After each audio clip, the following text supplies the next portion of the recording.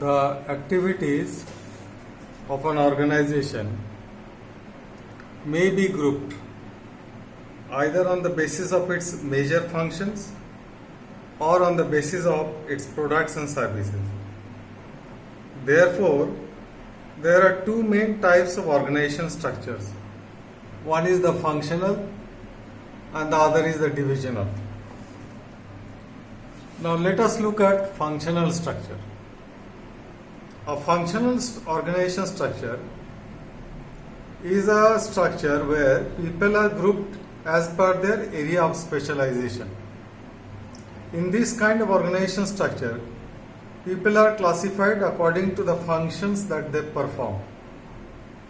Each department will have a department head who will be responsible for the performance of his section. Then each department can be further divided into separate sections. For example, a manufacturing concern, we may have marketing department, production department, human resource, finance, etc. Marketing department may further be divided into sales, market research and so on. As you see from your chart that is given, the diagrammatic representation, that we have taken marketing, finance, production and HR, human resource. Marketing can be divided into marketing research and sales. Finance can be your management accounting and financial accounting. Production may be production and maintenance. Now this type of structure is known as a functional structure. Now what are the advantages of this type of functional structure? First of all, it leads to specialization.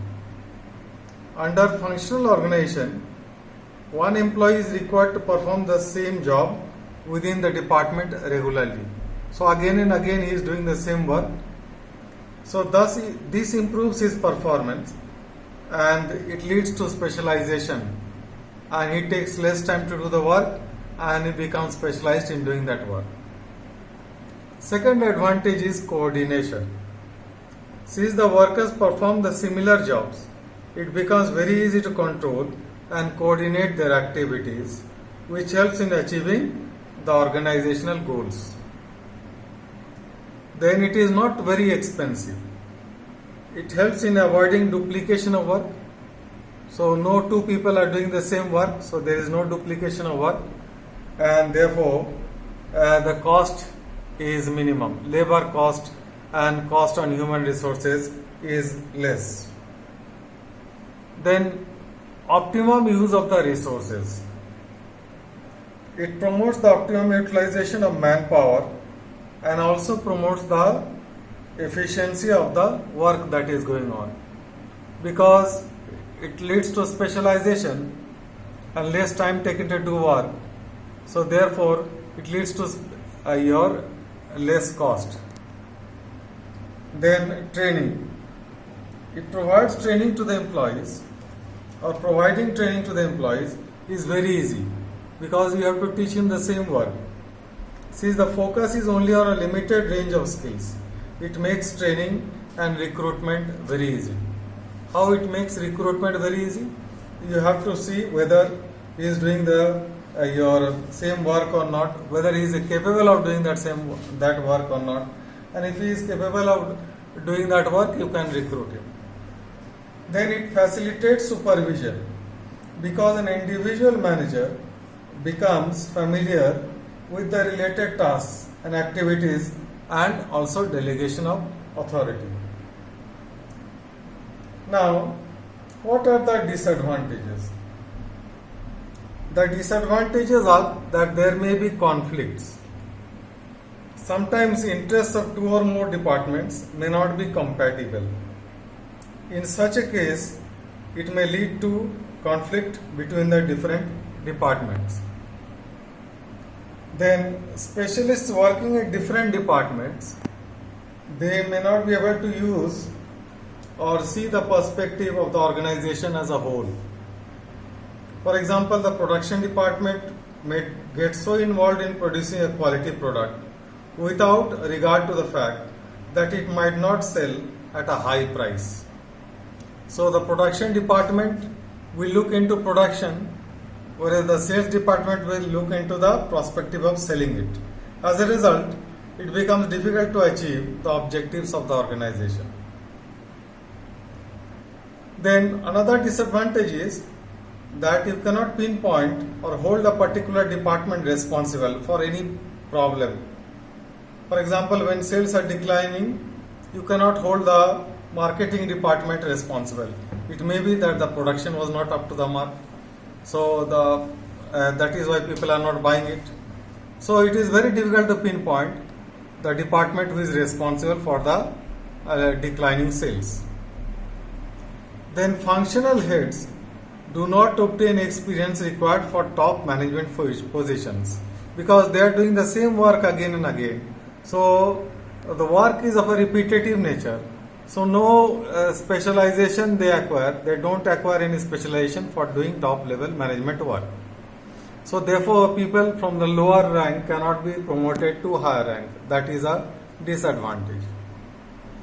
Then as the organization grows, departments may also become too large, causing delay in decision making. Coordination between the different departments, as we have seen, becomes very difficult due to this fact. Then managers may try to build up their own functional empires, leading to interdepartmental rivalry and conflicts. So that is also a disadvantage of your functional structure. Then inability to achieve the organizational objectives, because different departments and different your functional heads will be working only for their own goal. So as a result, they will not be working for the goal of the entire organization. Now let us look at the functional structure. In divisional structure. In divisional organization structure, the activities of the organization are grouped into a number of divisions. And divisions are created on the basis of the products. Every major product is organized as a separate division. Each division looks in after the production, sales and finance of one product line. Divisional structure is useful when product expansion and diversification, manufacturing and marketing characteristics of the product are of primary significance. It is generally employed when the product is relatively complex and a great deal of capital is required for plant and equipment, such as like in the automobiles and electronic industries. For instance, a big company with a diversified product line may have your three divisions, as I have shown in the chart, like plastics, chemicals and metals. So these are different divisions. And again, under the divisions, like for example under the say chemicals division, you may have purchasing, production, sales, personnel, etc. Now, what are the advantages of divisional structure? For example, number one advantage is accountability. The divisional organization structure allows each division of a firm to be accountable for the work that it is doing. It can easily be seen which department has been successful in making profits and which are incurring losses. So therefore, loss-making divisions can be shut down, or they can be told to spruce up their affairs. Then development of skills.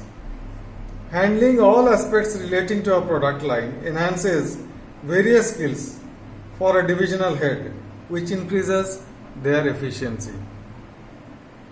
Because, like for example, plastics.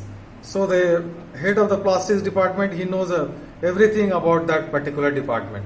So he becomes accustomed to all the tricks of that particular your department. Next is quick decision making. Each division acts as an autonomous unit. Hence, divisional structure, it promotes quick decision making. They can take their own decisions. They don't have to depend upon others to take decisions.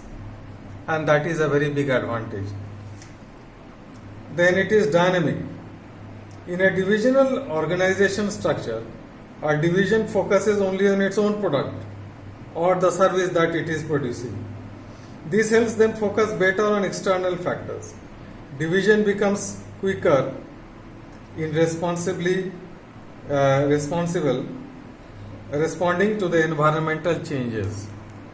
So they can quickly respond to the changes that are taking place in the environment. If there is any change in the environment, then they can adjust their your activities accordingly. Then facilitates growth. Under divisional structure, new divisions can be easily added without interrupting the work of the other divisions. Thus, it facilitates growth and as well as diversification. Then, it leads to specialization of physical facilities and human talent because they are doing the same work again and again. So, physical facilities are becoming more specialized as well as human talent also. Then it focuses individual attention on each product line, which facilitates product expansion as well as diversification. So these were the advantages of divisional structure. Similarly, there are some disadvantages also. Now what are the advantages? Number one is duplication of activities. Similar type of activities performed in all divisions lead to duplication of work in the organization. But this is not very true because sometimes the work may be similar but it pertains to a particular division. Then conflicts. There may be conflicts among different divisions over allocation of funds and as well as the power that is being given to them. This is a big disadvantage. Further, the divisions may involve in maximization of their profits at the cost of other divisions. So they will look only from their point of view and they will not look from the point of view of the entire organization. Then organizational interests are ignored.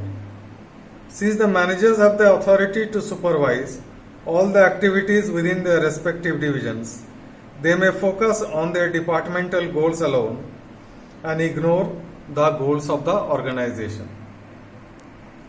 Then underutilization of resources. There may be underutilization of plant capacity. There may be underutilization of resources when the demand for a particular product is not adequate. So that is a disadvantage.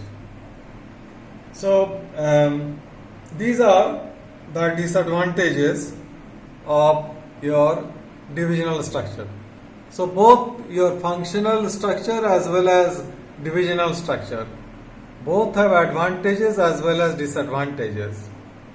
And it depends on the type of organization as to which particular structure is adopted. Where more diversification is required, divisional structure is more appropriate.